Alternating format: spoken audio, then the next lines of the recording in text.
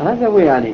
فقصدي إصلاح الوضع في بلد إسلامي، ما أقول في العالم الإسلامي لأنه العالم الإسلامي ما شاء الله اليوم، في بلد إسلامي لا يمكن إلا على أساس الكلمتين اللتين أدندن حولهما دائما وأبدا: تصفية وتربية.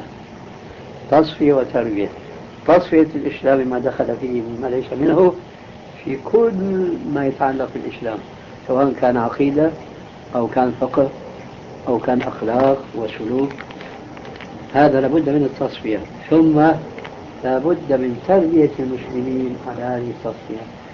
أولا، وين التصفية؟ نحن قلنا في أول جلسة في صحوة إسلامية، في صحوة، لكن هذه الصحوة لا تزال في أولها.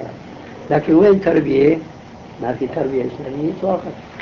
ولذلك حينما تقوم طائفة مؤمنة بالله ورسوله حقا على أساس التصفية التي تعني الرجوع إلى ما كان عليه السلف الصالح في كل نواحي الإسلام والتربية على ذلك، يومئذ يفرح المؤمنون بنصر الله، وعسى أن يكون ذلك قريبا.